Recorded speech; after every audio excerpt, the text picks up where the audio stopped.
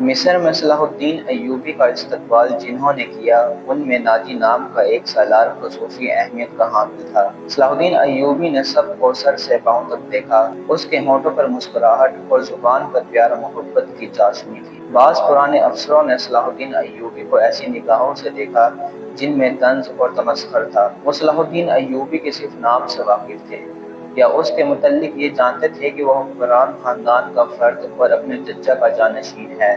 وہ یہ بھی جانتے تھے کہ نور الدین زنگی کا اس کے ساتھ کیا رشتہ ہے۔ ان کی نگاہوں میں صلاح الدین ایوبی کی اہمیت بس اس کے خاندان کی بدولت تھی یا اس وجہ سے انہوں نے اسے اہمیت دی کہ وہ مصر کا فوجی کمانڈر بن کر آیا ہے۔ اس کے سوا انہوں نے صلاح الدین ایوبی کو کوئی اہمیت نہ دی۔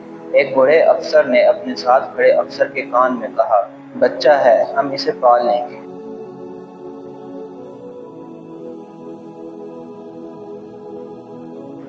مورخ اور اس وقت کے واقع نگار یہ نہیں بتا سکتے تھے کہ صلاح الدین ایوبی نے ان لوگوں کی نظریں بھانپ لی تھی یا نہیں۔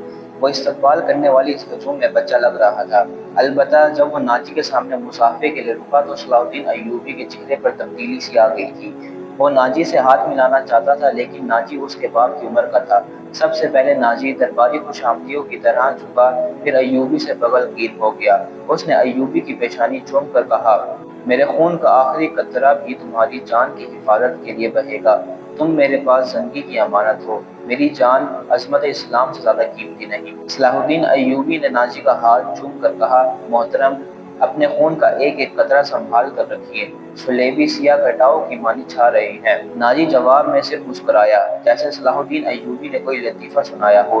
صلاح الدین ایوبی اس تجربے کار سالار کی مسکراہٹ کو غالباً نہیں سمجھ سکا۔ ناجی فاطمی خلافت کا پروردہ سالار تھا۔ وہ مصر میں باڈی گارڈز کا کمانڈر تھا جس کی نفری 50,000 تھی اور ساری کی ساری نفری سوڈانی تھی۔ یہ فوج اس دور کے جدید ہتھیاروں سے مسلح تھی اور یہ فوج ناجی کا ہتھیار بن گئی تھی جس کے زور پر وہ بے تاج بادشاہ بنا بیٹھا تھا۔ وہ سازشوں اور مفاد پرستی کا دور تھا۔ اسلامی دنیا کی مرکزیت ختم ہو چکی تھی۔ صلیبیوں کی بھی نہایت دلکش تخریب کاریاں شروع ہو چکی تھی۔ زر پرستی اور طیش کا دور دورہ تھا۔ جس کے پاس ذرا سی بھی طاقت تھی اسے وہ اپنے اقتدار کے تحفظ کے لیے اور دولت سمیٹنے کے لیے استعمال کرتا تھا۔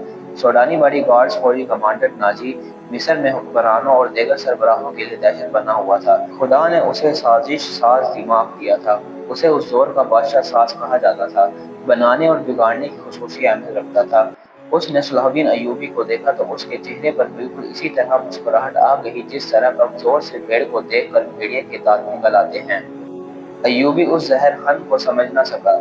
اس کے لیے سب سے زیادہ اہم آدمی ناجی ہی تھا کیونکہ وہ 50,000 باڈی گارڈز کا کمانڈر تھا اور صلاح الدین ایوبی کو اس فوج کی ضرورت تھی۔